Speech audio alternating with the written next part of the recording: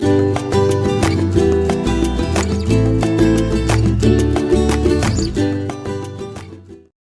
Elements of cost में हमने पढ़ा था कि कॉस्ट कितने प्रकार की हो सकती है, कॉस्ट के तत्व क्या है। लागत के तत्व, लागत के तत्व में हमने पढ़ा था, पहला क्या था, मटेरियल सामग्री, दूसरा क्या था, श्रम, और तीसरा व्यय। सामग्री दो प्रकार की थी, प्रत्यक्ष सामग्री और अप्रत्यक्ष सामग्री। सामग्री के बाद हमारा क्या था, व्यय, क्या था, श्रम। याद नहीं किया आप लोग? श्रम में क्या था, प्रत्यक्ष और अप्रत्यक्ष। तीसरा क्या था, व्यय। व्यय में फर्स्ट क्या था, प्रत्यक्ष और अप्रत्यक्ष। व्यय की श्रेणी में कौन कौन से आते थे? इन डायरेक्ट एक्सपेंसेस में कौन कौन से एक्सपेंसेस शामिल किए जाते हैं? तो फर्स्ट शामिल कौन सा किए जाते थे, फैक्ट्री ओवरहेड्स, कारखाना ओवरहेड। सेकंड क्या था आपका, कार्यालय ऑफिस ओवरहेड। थर्ड क्या था, सेलिंग ओवरहेड्स। और लास्ट क्या था, distribution overheads. First factory, second आपका ऑफिस, और थर्ड सेलिंग, और फोर्थ क्या था, फोर्थ था आपका डिस्ट्रीब्यूशन। ओके, तो यहाँ तक हम लोगों ने कल कंप्लीट कर दिया। आज हम इसके आगे की क्लास में पढ़ते हैं लागत के तत्व के बाद। लागत के तत्व के बाद आप पढ़िए ऊपर व्यय। लिखिए ऊपर व्यय,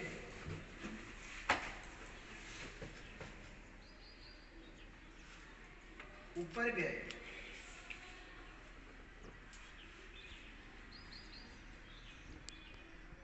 के प्रकार। ऊपर व्यय के प्रकार,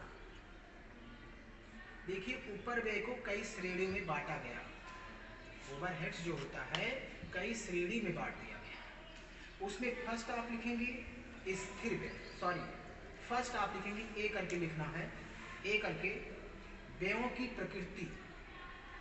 व्ययों की प्रकृति,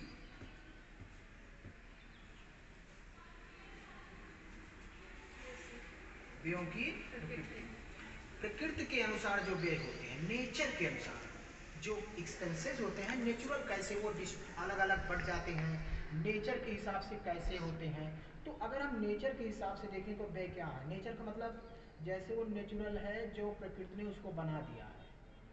जैसे हम लोग अपने नेचर के हिसाब से चलते हैं, कई लोगों को देखा होगा, कहते हैं यार इनका तो नेचर ऐसे, नेचुरल ऐसे है, इनका कलर नेचुरल ही ऐसा है, ये इसी प्रकार के है ही, तो उसमें बदलाव करना इतना आसान नहीं होता है। इसी तरह जो व्यय होता है, व्यय की प्रकृति के अनुसार जो होगा, नंबर एक जो व्यय होगा वो होता है आपका स्थिर व्यय, फिक्स्ड एक्सपेंसेस। कौन सा होगा, तो लिखिएगी स्थिर व्यय, स्थिर व्यय।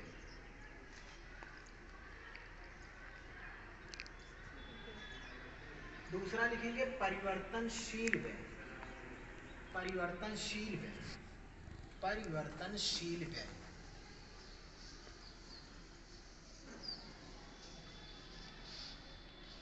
और थर्ड आप लिखेंगी अर्ध परिवर्तनशील व्यय, अर्ध परिवर्तनशील व्यय।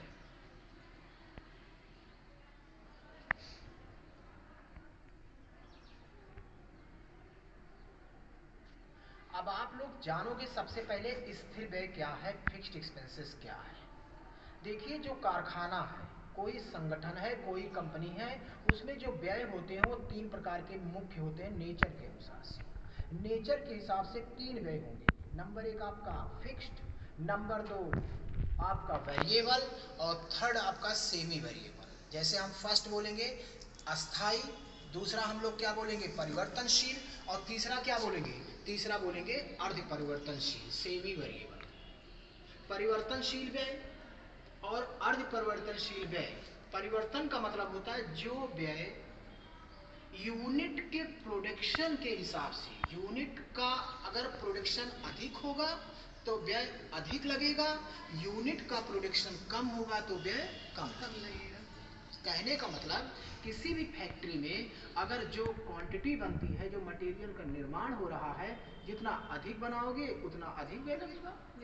आपकी बात मैं करूं, जैसे आप समझ लो डीजल, अगर कोई कारखाना में डीजल यूज होता है किसी इंजन मशीन में, तो जितना मशीन से आप आउटपुट करोगे अधिक, उतना ही अधिक तो डीजल लगेगा।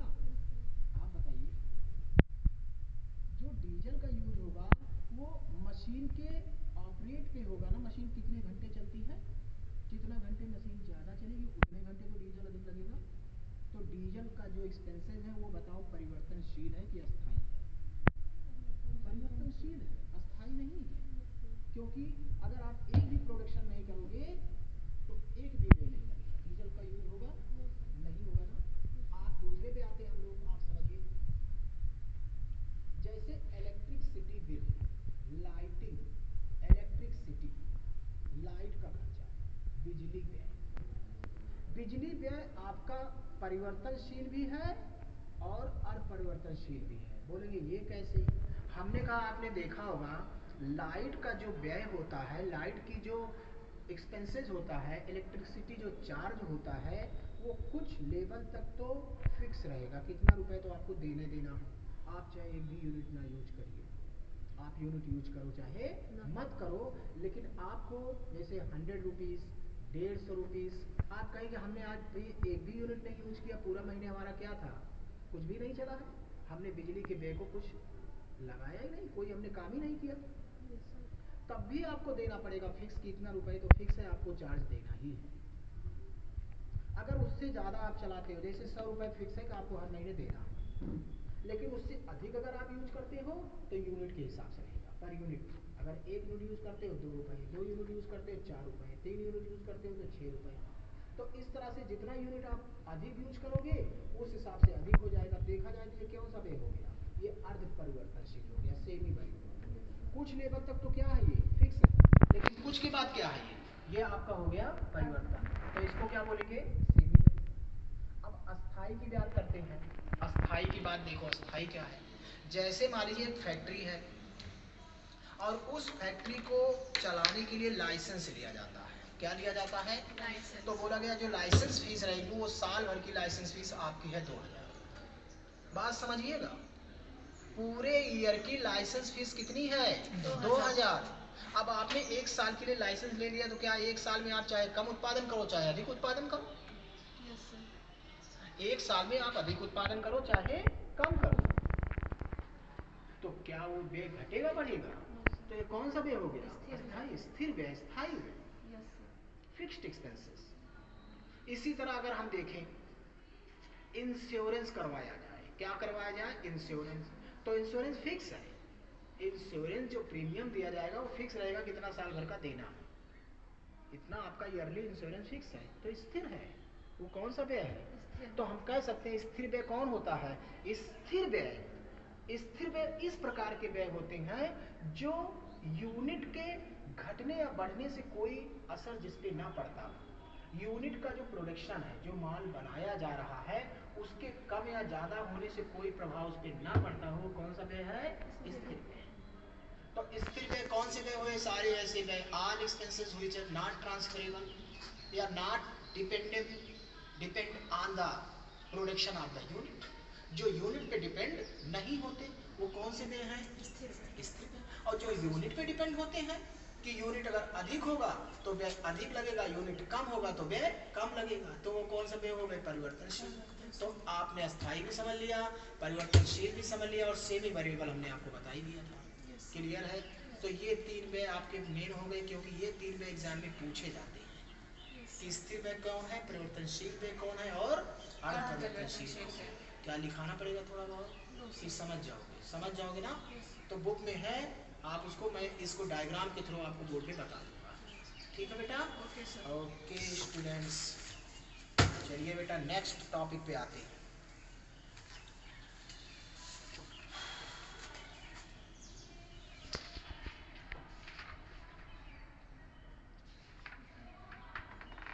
कुछ ऐसे आइटम हैं जो बहुत इंपॉर्टेंट है। कॉस्ट अकाउंटिंग जब आप पढ़ते हो तो कॉस्ट अकाउंटिंग के 2-3 चैप्टर को कवर करते हैं, और वो टॉपिक एवरी ईयर एग्जाम में आपसे पूछा ही जाता है। मतलब कह रहा हूँ वो टॉपिक, वो क्वेश्चन एग्जाम में आएगा, वो आपका चाहे लागत लेखांकन के लागत का वर्गीकरण में आ जाए, वो चाहे आपका कॉन्ट्रैक्ट में आ जाए, वो चाहे ओवरहेड्स वाले चैप्टर में आ जाए, वो अगर इसमें भी नहीं आए तो आपका एक चैप्टर फिक्स है, reconciliation statement of cost and financial, उसमें तो आने आना है। तो इसको आपको रट लेना है, समझ लेना है। लिख लीजिए उस चीज को, लिखिए लागत लेखा से संबंधित ना किए जाने वाले व्यय, लिखिए लागत लेखा से, लागत लेखा में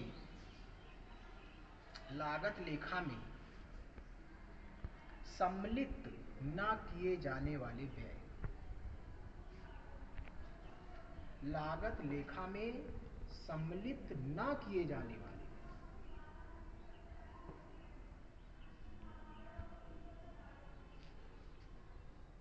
ना किए जाने वाले व्यय। देखिए ये जो लागत लेखांकन है, हमने आपको पहले के अपने वीडियो में बताया था और समझाया गया था कि लागत लेखांकन क्या है। लागत लेखांकन केवल लेखा करता है उन लागतों का जहां पर गुड्स को मैन्युफैक्चर किया जाता है। Expenses related only of the manufacturing of the goods and services. Total cost from the output of the production of the any unit के आउटपुट पर जो टोटल कॉस्ट लगती है वो क्या है? लागत है। और उसका लेखा जहां पर किया जाए वो लागत लेखांकन है। लेकिन इसके पहले वाले आपने जो इसके पहले आपने पढ़ा था सेमेस्टर में, वहां पर आपने पढ़ा था फाइनेंशियल लेखांकन, वित्तीय लेखांकन। वित्तीय लेखांकन ये नहीं करता कि हम लागत का केवल लेखा करते हैं, वो टोटल फाइनेंशियल का, जहां पर किसी भी तरह का ऑफिस का होगा, माल बने या ना बने जो और खर्चे होते हैं सबका उसमें लेखा किया जाता है कि नहीं किया जाता? yes, तो कुछ ऐसे व्यय होते हैं, कुछ ऐसे एक्सपेंसेस होते हैं जो कि लागत में शामिल नहीं होते, वो केवल किसमें शामिल किए जाते हैं? फाइनेंशियल। अगर पूछेगा कि ऐसे कौन कौन से व्यय हैं जो लागत में शामिल नहीं किए जाते, केवल कहाँ शामिल किए जाते हैं? वित्तीय। क्योंकि जब आप वित्तीय और लागत का अंतर निकालोगे, रिकॉन्सिलिएशन निकालोगे, उस समय इसकी जरूरत पड़ेगी। ठीक, पढ़ना लिखना। आप जानते हो आदमी क्यों पढ़ता है? क्या आपने ये नहीं देखा होगा कि जिसके पास हर तरीके से संपन्न है, उसकी इकोनॉमिकल स्थिति स्ट्रांग है, उसको पैसे की कोई जरूरत नहीं है, वो उसके बच्चे क्यों पढ़ते हैं? उसके बच्चे कॉलेज क्यों जाते हैं? सर ज्ञान के लिए, नॉलेज के लिए ना। Yes sir. हमें लाइफ को कैसे जीना है, लाइफ में क्या संस्कार मिलना है, हमारी लाइफ आगे कैसे कटेगी, क्या तरीका हमें एजुकेशन से मिलता है। और ये एक ऐसा प्लेटफॉर्म है जो हमेशा चलते रहना चाहिए। क्या होना चाहिए? हमेशा, निरंतर। आप एक दिन पढ़ लेते हो, क्लास आते हो, एक महीना मत आओ, उसके बाद फिर एक दिन आओ, तो क्या ऐसा चल सकता है? ये जिंदगी है। और एक तरीके से जैसे ट्रेन हमारी चलती है, क्या चलती है? ट्रेन अपने टाइम पे आती रहती है और जाती रहती है, उसका आने जाने का काम है कि नहीं? आपने देखा होगा सूरज, सूर्य अपने समय पे आउटपुट होता है, निकलता है, और अपने समय पे ही अस्त होता है, रेगुलर। क्या एक दिन सूर्य निकलता है दूसरे दिन नहीं निकलता? बादलों ने उसको ढक लिया हो, सूरज को बादलों ने ढक लिया हो, तब भी उसके टाइम को नहीं ढक सकता है, उसके समय को नहीं बदल सकते। वो कहता है मेरे समय को आप नहीं बदल सकते, मेरी चमक को ढक सकते हो कुछ समय के लिए। तो निरंतरता में ये ताकत है। अगर आप निरंतर कोई काम करते हो तो उससे आपको सफलता मिलने का चांस अधिक हो जाता है। आप कहीं पर भी जाओ, अपने बुक को साथ रखो, अपने टाइम को पंक्चुअल रखो, मुझे 1 घंटा पढ़ना ही पढ़ना है। मुझे आज 40, चलो 1 घंटा नहीं पढ़ पा रहा हूँ, मैं आधा घंटा ही पढ़ूंगा, 10 ही मिनट पढ़ूंगा, लेकिन आज मैं देखूंगा जरूर। तो जब आप डे टू डे उसको रोज करने लगते हो तो आपके रूटीन में शामिल हो जाता है, तब आप उसके बिना नहीं रह पाते। होता है ना, जो लोग नहाते हैं डेली, तो नहाए के समय पे जरूर चाहे कुछ हो जाए, तो उसी तरह ये भी समय निकाल लो आधा घंटा, नहीं आधे घंटे मुझे पढ़ना ही है, चाहे कुछ हो जाए। संगीत का हमारे लाइफ में बहुत बड़ा योगदान है। संगीत संगीत हमें खुशी प्रदान करता है। क्या प्रदान करता है? खुशी। आप लोग कभी पढ़ते पढ़ते थक गए तो कोई आपका मनपसंद सॉन्ग 1 मिनट सुन लीजिए, आप फिर से क्या हो जाओगे? तरोताजा हो जाओगे, एनर्जिट हो जाओगे। होता है ऐसा नहीं? yes, कभी कभी कोई धुन, कभी कभी कोई ट्यून ऐसी बजती है कि हम लोग को मोटिवेट कर देता है अपने आप। कई ऐसे सॉन्ग होते हैं जो मोटिवेट कर देते हैं, अपने आप मोटिवेट कर देते हैं। जैसे एक सॉन्ग बहुत अच्छा सॉन्ग है जो बार बार गाया जाता है, आप लोग भी गाए होंगे, पता है? नहीं मालूम? आप लोग फिल्मों से हमें लग रहा है बहुत दूर रहते हो। अरे करोड़ों रुपए लगा के फिल्म बनती है यार, कभी तो देख लिया करिए। जो करोड़ रुपए लगा लगा के फिल्म बनाते हो बेवकूफ़ होते हैं। हम ये नहीं करेंगे आप फिल्में देखते रहो, लेकिन अच्छी जो फिल्म हो, जो हमें मोटिवेशन दे, जो हमारी लाइफ को बदल दे, उसको तो देखना ही चाहिए। तो वो आप जरूर देखा करिए, ठीक? इसी से संबंधित कल एक सॉन्ग मैं आपको सुनाऊंगा, बहुत बढ़िया मोटिवेशनल सॉन्ग, ठीक है? yes, और आप लोग भी कोई बढ़िया सॉन्ग तैयार करके आइएगा, ठीक है? भाई ज्योति बहुत अच्छा सॉन्ग गाती है ना? तो ज्योति सॉन्ग सुना देगी तो सुनाएंगे, बिल्कुल सुनाएंगी। ज्योति आज सुनाओगी कल? कल नहीं आओगी तो आज ही सुना दो, जो भी आपको पसंद हो। जुकाम भी हुआ है। चलो ठीक है, कोई बात नहीं, जुकाम हो गया है तो इनको, ज्योति को आज जुकाम है और जुकाम होने की वजह से गाना नहीं गा सकी हैं। तो भाई हमें तो गाना बहुत ज़्यादा आता नहीं, हम तो केवल पढ़ाना जानते हैं। लेकिन आप इतना जान लो, लाइफ जैसे चलती है, लाइफ को अगर एक जगह हम ठहरा दें कि अब हम नहीं चलेंगे, तो उसी दिन अपने आप को क्या समझ लोगे? समाप्त। जैसे ट्रेन चलती, हमने कहा ना, उसी तरीके से लाइफ भी चलती रहनी चाहिए। चलिए खैर आगे बढ़ते हैं लोग और लिखते हैं, लागत लेखों में सम्मिलित न किए जाने वाले व्यय।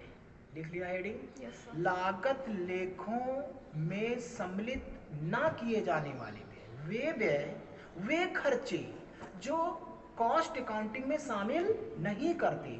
जब हम कॉस्ट शीट बनाते हैं, जब हम लागत लेखांकन में टोटल कॉस्ट निकालते हैं, तो उसको हम शामिल नहीं करते हैं। ये क्लियरली आपके माइंड में चला जाना चाहिए कि इन खर्चों को लागत लेखांकन में कभी भी शामिल नहीं करेंगे, क्योंकि ये फाइनेंशियल नेचर के हैं, ये वित्तीय प्रकृति के हैं। किस प्रकृति के हैं? नंबर 1 लिखिए, first,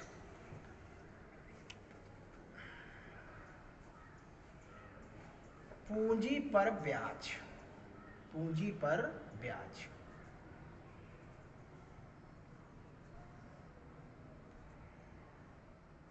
interest on capital. Interest on capital, capital कहाँ इंट्रोड्यूस होता है? क्या लागत लेखांकन में कभी कैपिटल सुना था?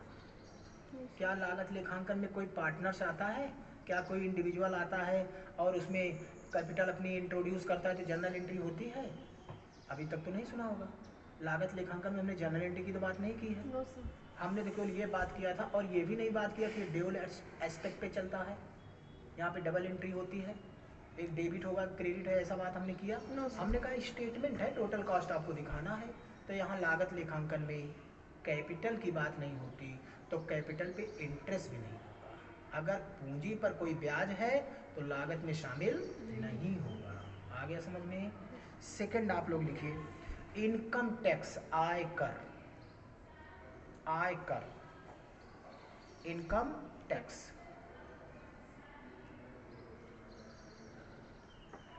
इनकम टैक्स क्या है? What is income tax? Income पर लगने वाला कोई कर, इनकम पर सरकार के द्वारा लगाने वाला कोई कर, इनकम का कुछ भाग सरकार द्वारा आपसे ले लेना, वही इनकम टैक्स है। तो इनकम होगी तो टैक्स देना है। इनकम किसकी होगी? प्रोप्राइटर की। इनकम किसकी होगी? पार्टनर्स की, प्रोप्राइटर की। तो जब इनकम होगी तो इनकम पे वो टैक्स देगा। कौन देगा? प्रोप्राइटर देगा। क्या प्रोप्राइटर लागत लेखांकन में आता है? नहीं। तो इसका मतलब ये कहाँ पर जाएगा?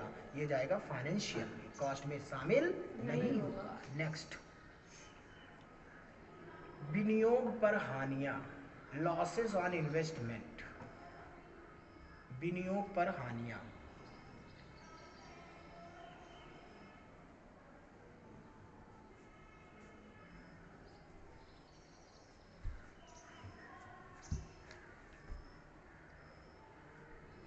ओके। नेक्स्ट, ऋण पत्रों व अंशों के निर्गमन पर कटौती।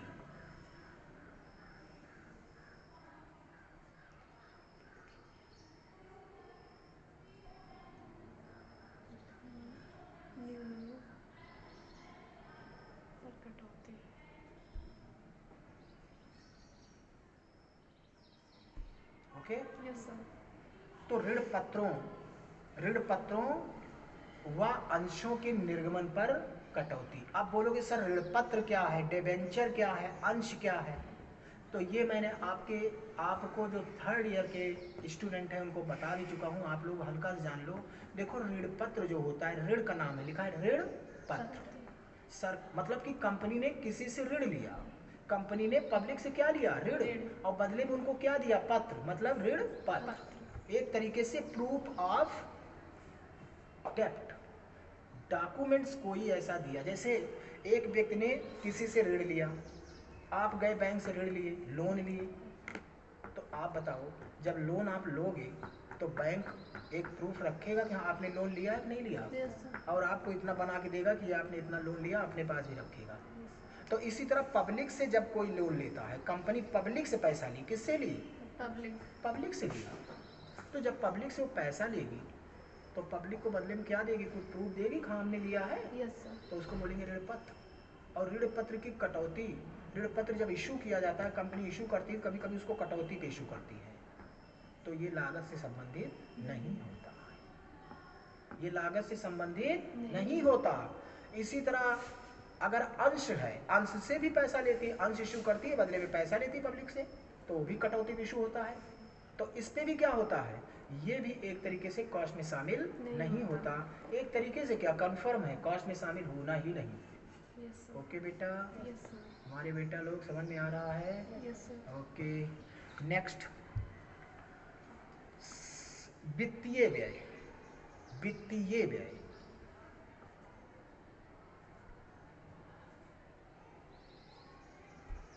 वित्तीय व्यय, संचालकों व कर्मचारियों को दिया गया बोनस। नेक्स्ट, संचालकों व कर्मचारियों को दिया गया बोनस।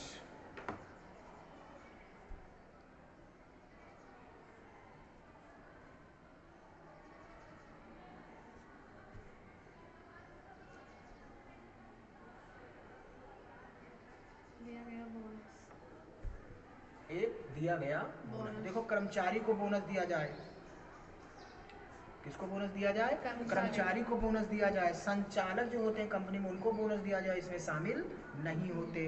नेक्स्ट, पूंजी लाभ। पूंजी लाभ, ये टॉपिक हो जाए तो मैं आपको एक बढ़िया सा एक लाइन का सॉन्ग सुनाता हूँ, मोटिवेशनल सॉन्ग। आप लोग भी तैयार करके आओगे कुछ ना कुछ मोटिवेशनल। ओके। तो कोई भी ऐसा प्रॉफिट जो वित्तीय प्रकृति का है, कैपिटल नेचर का, तो कैपिटल नेचर का कोई भी प्रॉफिट हम शामिल नहीं कर सकते। किसमें?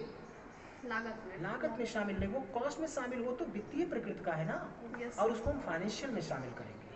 ठीक है। नेक्स्ट लिखिए आप लोग, पुण्यार्थ दान, डोनेशन, पुण्यार्थ दान। कोई भी ऐसा आपने दान दिया तो यहाँ पे शामिल नहीं होगा। दान करना है तो कहाँ जाना पड़ेगा? मंदिर में। चल सन्यासी मंदिर में चलते भाई, दान करते हैं कहाँ पर? मंदिर में। और ज्यादा दान देना हो तो हमको दे दिया करो। अरे भैया, गुरु को भी दान देना चाहिए।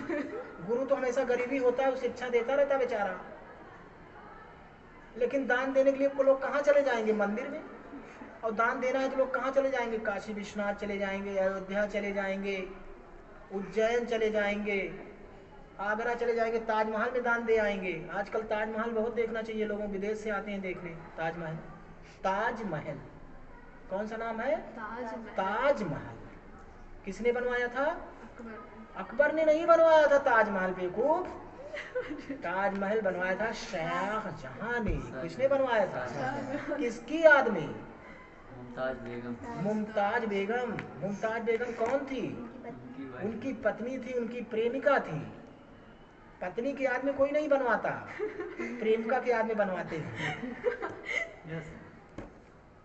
तो शाहजहां ने किससे प्यार किया था? कई लोगों से किया होगा, लेकिन किताबों में जो लिखा है सुना कि शाहजहां ने किससे प्यार किया था? मुमताज से। इतना तगड़ा प्यार किया कि उनके मरने के बाद उनकी याद में क्या बना दिया? ताजमहल बना दिया। लोग आजकल बनाते हैं, हम बेस भी बनाएंगे। सर इनसे चक्करों में हम बहुत दूर रहते हैं। ठीक, इतनी बड़ी चीज बना दिया कि लोग देश विदेश से आते हैं देखने। यार आदमी जब किसी सच्चा प्यार करेगा तभी तो उसकी याद में बनवाएगा कुछ। आजकल सच्चा प्यार कोई करते ही नहीं तो बनवाएगा क्या? सही है। वैसे भी प्यार ज्यादा किससे करना चाहिए? जो आपके लाइफ में हमेशा मौजूद रहे, आप जानो कि हाँ रहेगी। और इंसान का कोई भरोसा तो है नहीं, इंसान आज है कल ना रहे, चला जाए, छोड़ दे, तुम्हें किसी दूसरे के पास चला जाए, तुम्हारे पास पैसा कम है तो इसलिए प्यार किससे करो? बुक से। किससे करो? गाने बने होंगे आराम से। बढ़िया, चलो आगे बढ़ते हैं। ख्याति का अपलेखन। ख्याति का अपलेखन।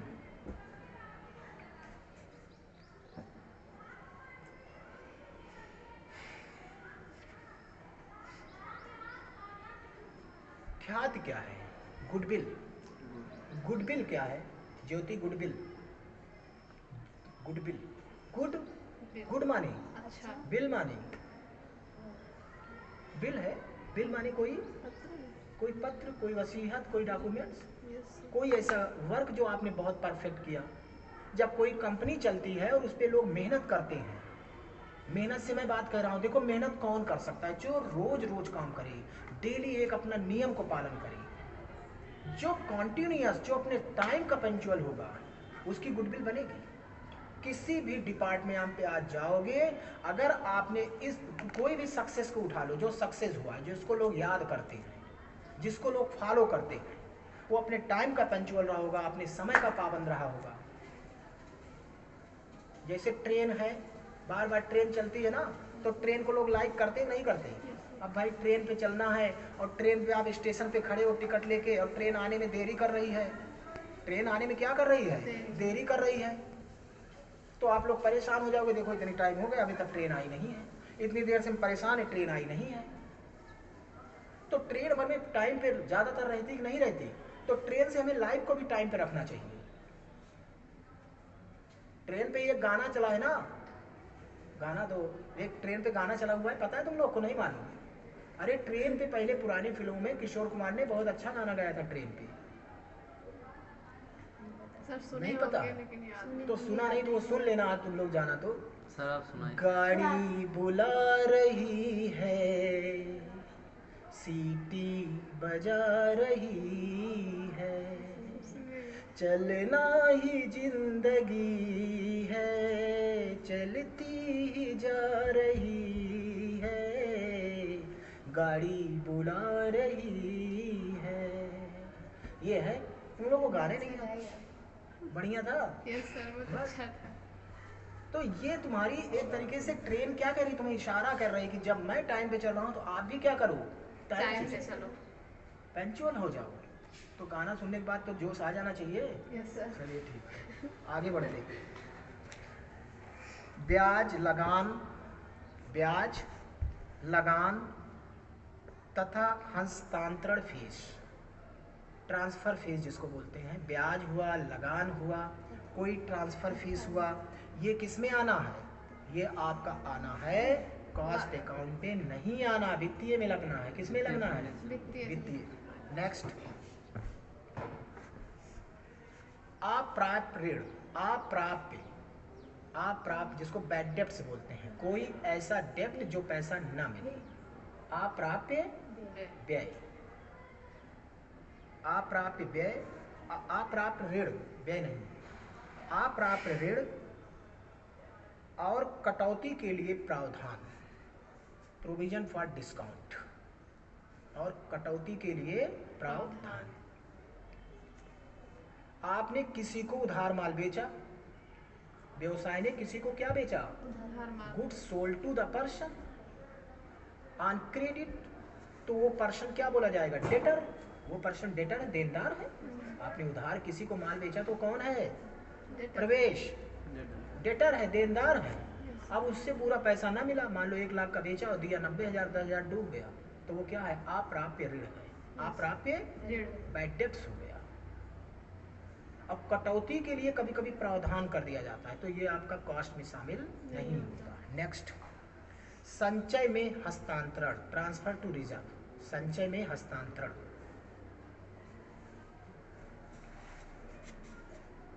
संचय में हस्तांतरण ये भी शामिल नहीं होता है।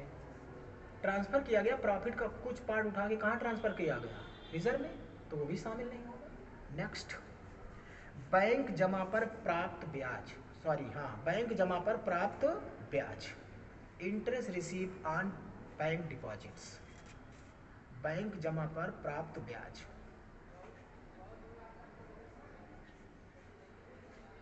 जो बैंक जमा है उस पर कोई ब्याज मिला तो वो भी हमारा क्या है, फाइनेंशियल। नेक्स्ट, लाभांश आदि, डिविडेंड, लाभांश आदि। आ गया समझ में, तो क्लियर हो गया है। आज आपका टॉपिक 1 हमने बताया fixed expenses, variable expenses, semi variable expenses, और 1 हमने बताया expenses which are not included in the cost accounting, जो कि कॉस्ट अकाउंटिंग में शामिल नहीं होते हैं। आज के लिए इतना। अगर आपको लगता है कि हमारा जो चैनल है वो सब्सक्राइब करने लायक है, जो मैं पढ़ा रहा हूँ वो समझ में आ रहा है, तो आपसे रिक्वेस्ट है मेरा हाथ जोड़ के कि मेरे चैनल को सब्सक्राइब कर दिया करिए। कसम खा रहे हो नहीं, कसम खा लो। किसकी, अपने, किसकी, जो सबसे ज़्यादा मानते हो भाई, जिसको, कि चैनल को सब्सक्राइब करेंगे सरेंगे, पेशो ग्रुप को क्या करेंगे, सब्सक्राइब करेंगे। जहाँ मिलेगा क्या करेंगे, पेशो ग्रुप के बारे में बताएंगे, क्योंकि यहाँ बात होती है किस चीज़ की, पढ़ाई की।